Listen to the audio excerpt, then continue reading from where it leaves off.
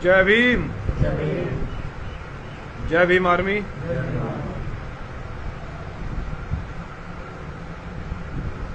सरफरोशी की तमन्ना अब हमारे दिल में है, देखना है जोर कितना बाजुए कातिल में है। वक्त आने पर तुझे बता देंगे आसमां, हम अभी से क्या बताएं क्या हमारे दिल में है। सम्मानित साथियों, क्रांतिकारी जय भीम, नीला सलाम। आज आपके भाई ने 12 बजे लाइव आने का आप लोगों से वादा किया था सोशल मीडिया के माध्यम से। तमाम देश के सम्मानित मीडिया बंधुओं का सम्मान करते हुए जो हमारे आंदोलन को जन जन तक पहुंचा रहे हैं, सबसे पहले तो मैं उनका बहुत बहुत सम्मान करता हूं। तमाम सम्मानित मीडिया बंधुओं का। और सबसे पहले मैं आप सभी लोगों को ये अवगत करा देना चाहता हूं, साथियों, आज भूख हड़ताल का 11वां दिन है, लेकिन आपका भाई बड़ी मजबूती से इस लड़ाई को लड़ रहा है। कोई भाई ये न समझे कि भाई कमजोर हो गया है। भाई की तबीयत नाजुक है, मेरी तबीयत बिल्कुल ठीक है। मैं बहुजन का बच्चा हूं, बाबा साहब का बच्चा हूं। लड़ेंगे, संवैधानिक लड़ाई लड़ेंगे और जीतेंगे। सम्मानित साथियों, आज भूख हड़ताल का 11वां दिन है। सबसे पहले मैं आपको आज रात के एक घटना जो प्रशासन ने जो चाल चली है, मैं उससे अवगत करा देना चाहता हूं आप तमाम भाइयों को। उन्हें पता है कि भीम आर्मी देश के दलितों की, मजदूरों की, मुस्लिमों की, अल्पसंख्यकों की, पिछड़ों की आवाज है। और उसे पता है कि सरकार को कि ये आंदोलन एक दिशा तय करेगा। हो सकता है ये आंदोलन इतना बढ़ जाए कि सरकार को झुकना पड़े, और सरकार को झुकना पड़ेगा। सम्मानित साथियों, रात कुछ प्रशासन के लोग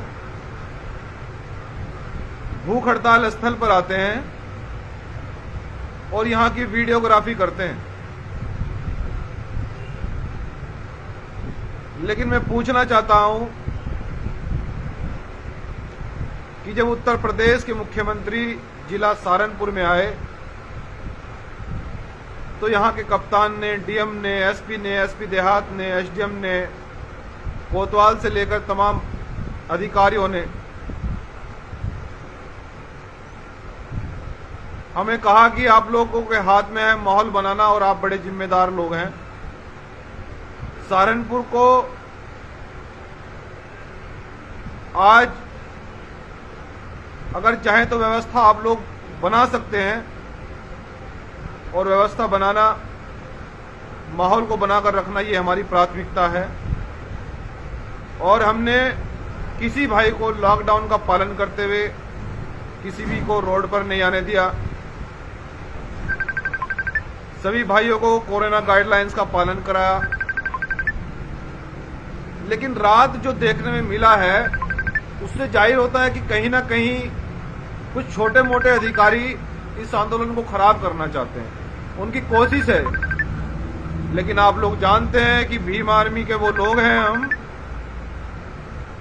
कि ऐसा कोई जिला नहीं जो हमसे हिला नहीं। हमने न पहले विरोधियों की साजिश को कामयाब होने दिया है, और विरोधियों की साजिश को अब कामयाब होने दिया जाएगा। तो बस मैं इतना बता देना चाहता हूं कि रात जिस समय ये घटना हुई, हमारे बड़े भाई भीम आर्मी के प्रमुख राष्ट्रीय महासचिव कमल सिंह वाले जी को पता लगा। वो 15 मिनट में 12 बजे यहां इस घटना स्थल पर पहुंचे और उन्होंने तमाम अधिकारियों को तलब किया कि आपने ऐसा क्यों किया है। हमारा भूख हड़ताल और आंदोलन जब शांतिप्रिय ढंग से चल रहा है तो आप क्या करना चाहते हैं? आप हमारी मांगों को मान लीजिए, हम तो आज ही भूख हड़ताल समाप्त कर देंगे। हंगामा खड़ा करना हमारा मकसद नहीं है। हमारा मकसद है कि किसी भी सूरत में ये सूरत बदलनी चाहिए। इस देश के अंदर कोरोना से ये जनता न मरे, ये जनता मरनी बंद हो जाए, ये हमारा मकसद है। और अब मैं अपने तमाम उन बहुजन समाज के युवाओं से बात करना चाहता हूं जिनके खून में उबाल है, जिनका खून आज भी उबाल है और गर्म है खून उनका। केवल उन लोगों से बात करना चाहता हूं। जिनका खून ठंडा हो गया है उनसे मेरा कोई लेना देना नहीं है। मैं बता रहा हूं, मैं उन लोगों से बात करना चाहता हूं जो समाज के लिए कुछ करना चाहते हैं, जो बलिदान देना चाहते हैं, जो चाहते हैं कि भीम आर्मी देश में बहुजन समाज की आवाज बनी रहे। इस तानाशाही सरकार के खिलाफ कौन लड़ रहा है? तमाम दलित नेता चुप हैं, सत्ता की मलाई खा रहे हैं। सम्मानित साथियों, वो लोग मलाई खा रहे हैं लेकिन भीम आर्मी लड़ रही है। भीम आर्मी किसी परिस्थिति में संघर्ष कर रही है आप लोगों के लिए।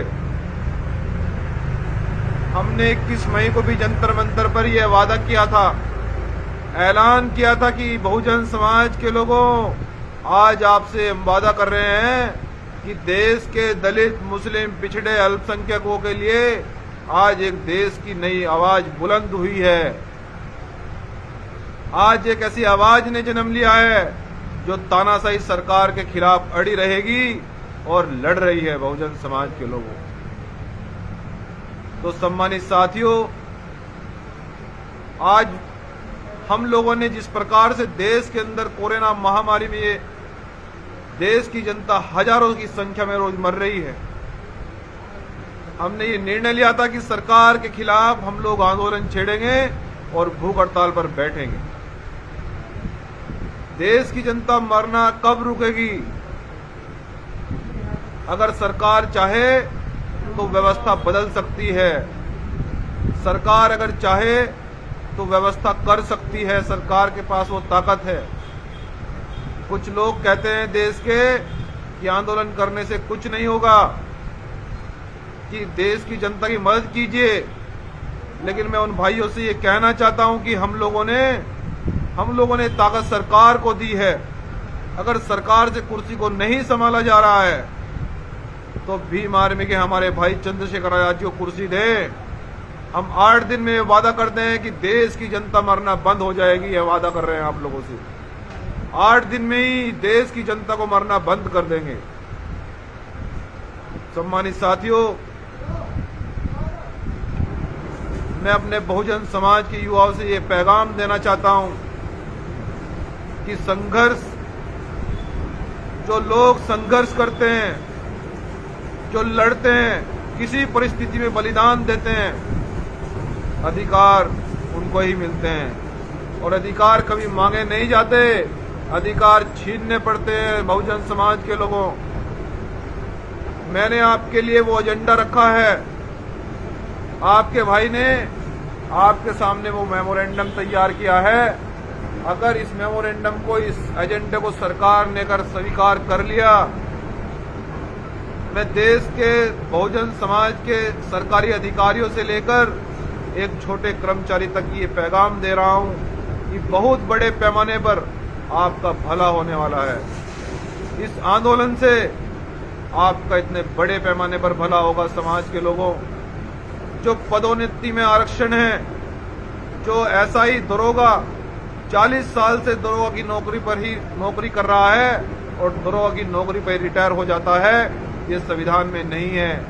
संविधान में पदोन्नति में आरक्षण है कि वो जब दरोगा की नौकरी से लगता है और जब वो रिटायर की ओर पहुंचता है तो एसपी की कुर्सी तक पहुंच जाता है। ये पदोन्नति में आरक्षण है। तो मैं अपने बहुजन समाज के युवाओं से ये कहना चाहता हूं और मैंने मांगे रखी हैं, मैं उन मांगों को डिटेल में बता देना चाहता हूं कि सबसे पहली मांग बहुजन समाज के युवाओं मेरी ये है कि सरकार दलितों के वापस लिए गए 5-5 बीघे के पट्टे वापस करे। मैं इसको थोड़ा डिटेल में बता देना चाहता हूं कि जिस समय 1983 में 1990 में कांग्रेस की सरकार ने दलित समाज के लोगों को 5-5 बीघे के पट्टे अलाउड किए थे और उन 5-5 बीघे के पट्टों में हमारा दलित वर्ग अपनी खेती करता था, पालन पोषण करता था, गेहूं उगाता था, चावल उगाता था, अपना भरण पोषण करता था। लेकिन इस बीजेपी निगम्मी सरकार ने उन पट्टों को जातिगत आधार पर इसलिए वापस ले लिया कि हमारे दलित समाज के लोग आर्थिक स्थिति से टूट जाएं, उनकी आर्थिक रीढ़ की हड्डी को तोड़ दिया जाए, वो राजनीति के बारे में सोचना ही बंद कर दें, वो पूरे दिन धूप में मजदूरी करें और रात को आकर घर सो जाएं, केवल उनकी दिनचर्या यही रहे। ये बीजेपी ने गंदी मानसिकता के अनुसार किया गया है। लेकिन बहुजन समाज के लोगों, ये आंदोलन चलेगा, मजबूती से चलेगा और मैं उन भाइयों को कह रहा हूं जिनके खून में उबाल है, बलिदान देना पड़े तो बलिदान दिया जाएगा, कुर्बानी देनी पड़े कुर्बानी दी जाएगी, लेकिन अधिकारों के लिए संविधान को हाथ में लेकर लड़ेंगे और जीतेंगे। सम्मानित साथियों, और दूसरा मेरा मांग ये है, पदोन्नति में आरक्षण को पूर्ण रूप से लागू किया जाए। जो हमारे अधिकारी एक एसओ, एसआई या छोटा सा कर्मचारी वो उसी पद पर रहता है और 60 साल नौकरी करने के बाद उसी पद से रिटायर होता है। ये बहुत हमारे लिए दुर्भाग्य की बात है। बाबा साहब ने जो हमें पदोन्नति में आरक्षण दिया था, उस आरक्षण पदोन्नति में ये कहा था कि यदि कोई कर्मचारी ऐसा ही अगर भर्ती होता है तो जब तक वो रिटायर होगा तो एसपी डीएसपी की कुर्सी तक पहुंचेगा। तो मैं सरकार से, ये मेरी दूसरी मांग है कि सरकार पदोन्नति में आरक्षण को लागू करे और तमाम देश का कर्मचारी भीम आर्मी के साथ में खड़ा हो। देश के तमाम नेता चुप हैं, तमाम पार्टियां चुप हैं, जेल जाने से डरते हैं, लेकिन हम सरकार को कहते हैं कि अगर जेल ही हमारा असली घर है तो हमें जेल में भेज दो, लेकिन अपने अधिकारों को लेकर रहेंगे। सरकारी कर्मचारियों का उत्पीड़न नहीं होने दिया जाएगा और तुम्हें 5-5 बीघे के पट्टे वापस किसी भी सूरत में ये देने पड़ेंगे। तो सम्मानित साथियों, हमारी तीसरी मांग ये है कि जो सभी प्रदेशों के जिलों में आरक्षण में, चाहे वो कार्यपालिका हो, चाहे वो न्यायपालिका हो, चाहे वो विधायिका हो और चाहे वो पत्रकारिता हो, लोकतंत्र के जितने भी चारों स्तंभ हैं, इन चारों स्तंभों में हमारे समाज, बहुजन समाज को जो आरक्षण दिया गया है संविधान में, उस आरक्षण की पूर्ति की जाए। बाबा साहब डॉक्टर अंबेडकर जी ने जो संविधान में हमें 28% आरक्षण दिया है, मैं तमाम प्रदेशों के जिलों की बात कर रहा हूं कि आरक्षण के नाम पर हमें बदनाम किया जा रहा है। आप एक जिले का नाम मुझे बता दीजिए कि किस जिले में हमारा आरक्षण पूरा है, किस जिले में हमारे 28% लोग हैं। आप एक जिले का नाम बता दीजिए मुझे। इसलिए मैं भूख हड़ताल पर बैठने के लिए मजबूर हुआ, इसलिए भूख हड़ताल पर बैठा हूं कि ये मांगे हैं।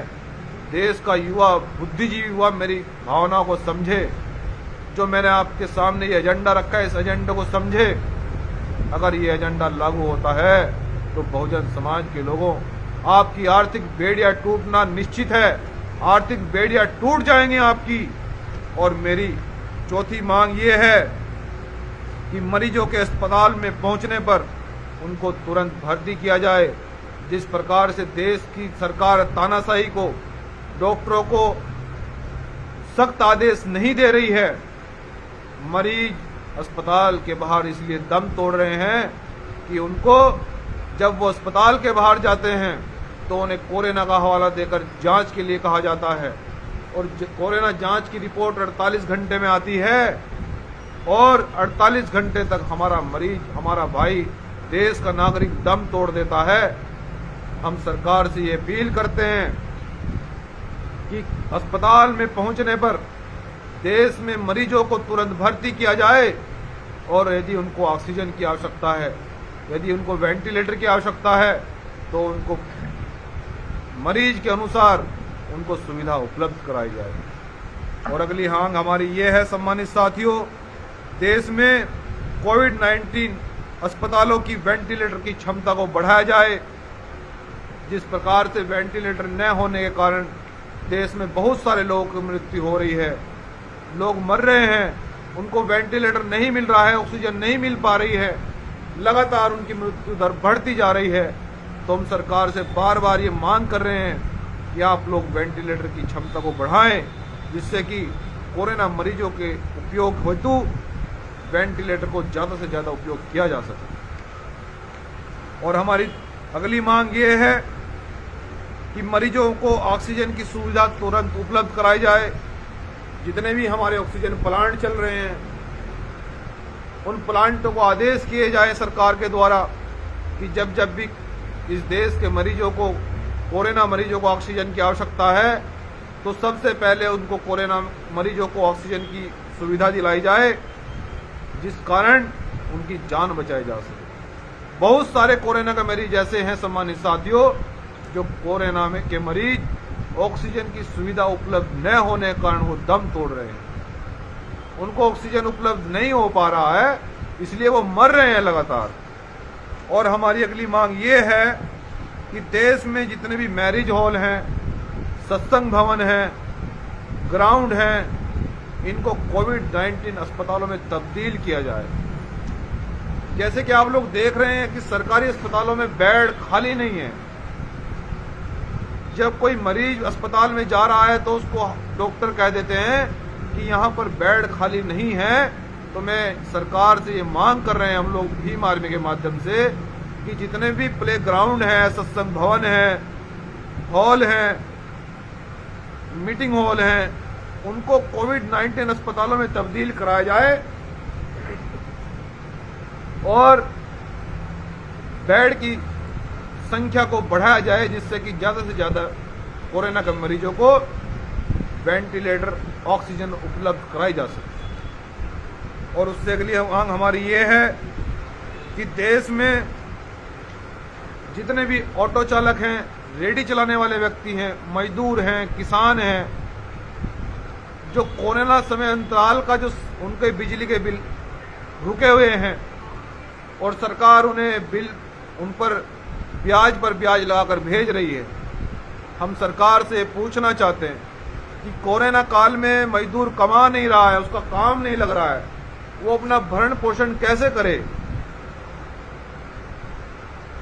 वो अपने बच्चे कैसे पाले, वो अपना बिजली का बिल कहां से भरेगा। हम पूछना चाहते हैं सरकार से, और सरकार से मांग करते हैं कि उन रेडी वालों के, ऑटो वालों के, रिक्शा चालकों के, उन तमाम भाइयों के, मजदूरों को, किसानों के कोरोना समय अंतराल के बिजली के बिलों को सबको माफ किया जाए, जिससे कि उनके सर से बोझ उतर सके। और उससे अगली मांग हमारी ये है सरकार से कि देश में ऑटो चलाने वाले, रेडी चलाने वाले, रिक्शा चलाने वाले मजदूर किसानों को मुफ्त में राशन उपलब्ध कराया जाए, जिससे कि जब से हम लोग भूख हड़ताल पर बैठे हैं, सरकार ने इस बिंदु पर तो कहीं ना कहीं एक्शन लिया है। कुछ राशन डीलरों ने मुफ्त में राशन देना शुरू किया है, लेकिन कुछ राशन डीलर हरामखोरी, घूसखोरी कर रहे हैं। मैं अपने भाइयों से भी, युवाओं से भी ये आदेश करता हूं, भीम आर्मी के पदाधिकारियों से, यदि कोई राशन डीलर गांव में मुफ्त में राशन न दे, जब सरकार ने आदेश कर दिया है, तो उसकी सूचना प्रशासन को दें, ताकि ऐसे राशन और घूसखोरों के खिलाफ सख्त से सख्त कार्रवाई हो सके और इस देश के मजदूरों को, किसानों को, वंचितों को, गरीबों को राशन उपलब्ध कराया जा सके। और उससे अगली मांग हमारी ये है कि जितने भी कोरोना काल में मृत्यु हो रही है हमारे देश के अंदर, जैसे कि ये डेड बॉडियां नाले से, नहरों से बरामद हो रही हैं, तालाबों से बरामद हो रही हैं, ये हमारे देश की सभ्यता नहीं है। ये सरकार इसकी व्यवस्था करे, उनका सह सम्मान अंतिम संस्कार कराने के लिए उनकी व्यवस्था करे, जिससे कि उनका अंतिम संस्कार सहसम्मान हो सके। उनकी डेड बॉडियां यदि नदी में नालों में मिलेगी तो उससे और भी प्रदूषण बढ़ेगा, उससे और भी बीमारी जन्म लेगी। इसलिए हम सरकार से निवेदन करते हैं कि ये डेड बॉडियां गंगा से, नालों से, नदियों से न मिले, इसकी स्पेशल रूप से टीम लगाए सरकार। और अगली मांग हमारी ये है कि कोरोना जितने भी देश के अंदर मरीजों की मृत्यु हो रही है, उनके परिजनों को 10-10 लाख रुपए का मुआवजा दिया जाए, जिससे कि उनके परिजन सुख चैन की जिंदगी जी सके।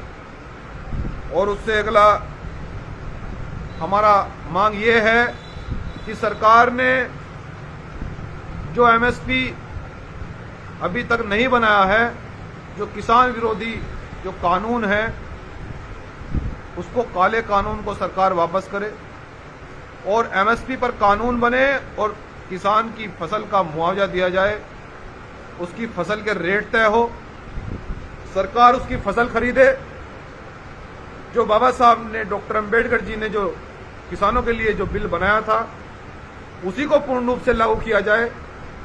और मैं अपने किसान भाइयों से भी एक संदेश देना चाहता हूं कि ये हमारे लिए गर्व की बात है कि देश के अंदर यदि किसी ने सोचा है तो बाबा साहब डॉक्टर अंबेडकर जी ने सोचा है। वर्तमान में आप लोग देख रहे हैं कि वर्तमान सरकार देश के किसानों का कितना उत्पीड़न कर रही है। तो मैं देश के किसानों से भी ये अपील करता हूं कि आप लोग भीम आर्मी के साथ में खड़े हो, हम आपकी आवाज को भी बुलंद करने का काम करेंगे। और मैं अपने बहुजन भाइयों को, भीम आर्मी के पदाधिकारियों और कार्यकर्ताओं को एक लास्ट संदेश ये देना चाहता हूं कि संघर्ष, देखिए देश के अंदर किसान 6 महीने से बॉर्डर पर बैठा है, गाजीपुर बॉर्डर पर, दिल्ली बॉर्डर पर बैठा है, टिकरी बॉर्डर पर बैठा है, करनाल, कुरुक्षेत्र, इन तमाम बॉर्डरों पर 6 महीने से किसान संघर्ष कर रहा है और अपनी मांगों को लेकर अड़ा है, अपनी जंगल और जमीन, अपनी फसल की मुआवजों को लेकर किसान अड़ा है। तो मैं इसलिए अपने बहुजन युवाओं से ये संदेश दे रहा हूं, आपके भाई को तो केवल 10 दिन हुए हैं, आप लोग खड़े हो साथ में, ये मजबूती से लड़ाई लड़ी जाएगी। ये जमीन सरकार को वापस देनी पड़ेगी, बलिदान हम देने के लिए तैयार हैं, संवैधानिक लड़ाई लड़ी जाएगी, मजबूती से लड़ेंगे। और साथियों, जो भी लड़ाई भीम आर्मी लड़ी है, उसी लड़ाई को जीत कर दिखाया है। आप लोग अपने दिमाग से खुद ही सोचिए, आप बुद्धिजीवी हैं, पढ़े लिखे हैं, आप लोग समझदार हैं। अगर 5-5 बीघे के पट्टे हमारे गरीब भाइयों को, इन दलित भाइयों को अगर मिल गए तो कितने बड़े पैमाने पर समाज का भला होगा। अगर हमारे सरकारी अधिकारियों को पदोन्नति में आरक्षण लागू हो गया तो सरकारी अधिकारी एक छोटे से कर्मचारी से लेकर बड़ा अधिकारी बनेगा तो कितने अधिकारी बनेंगे हमारे समाज में, कितने अधिकारी तैयार होंगे, मैं ये बता देना चाहता हूं। और देश के लोकतंत्र के चारों स्तंभों में यदि पूरा हमारा 28% आरक्षण अगर लागू हो गया, साथियों ऐसा कोई जिला नहीं बचेगा जहां आपका अधिकारी आपको बैठा हुआ नहीं मिलेगा। लेकिन ये नहीं हो रहा है, इसके लिए लड़ाई लड़नी पड़ेगी। इसलिए ये एजेंडा आपके सामने रखा है, आरक्षण के लिए लड़ाई लड़नी पड़ेगी। आरक्षण को लागू कराने के लिए आपको संवैधानिक रूप से भूख हड़ताल जारी रखनी पड़ेगी। आप अपने भाई के साथ में एक बार खड़े हों, ये लड़ाई भीम आर्मी जीतेगी, लड़ेंगे और जीतेंगे संवैधानिक रूप से। तो सम्मानित साथियों, बहुत सारे साथी ये सोच रहे थे कि भाई की तबीयत बहुत ज्यादा खराब होती जा रही है, ऐसा नहीं है। आपका भाई बाबा साहब का बच्चा है, मैं कमजोर हो जाऊं ये हो नहीं सकता, लेकिन बस मैं इतना कहना चाहता हूं कि सरफरोशी की तमन्ना अब हमारे दिल में है, देखना है जोर कितना बाजुए कातिल में है, और वक्त आने पर तुझे बता देंगे आसमां, हम अभी से क्या बताएं क्या हमारे दिल में है।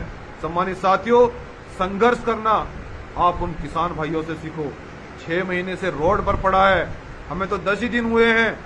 आप लोग इस कड़ी को आगे बढ़ाएं, इस आंदोलन में सहयोग करें, लड़ेंगे और जीतेंगे। इंकलाब जिंदाबाद, भीम आर्मी जिंदाबाद। जय भीम, जय भीम आर्मी।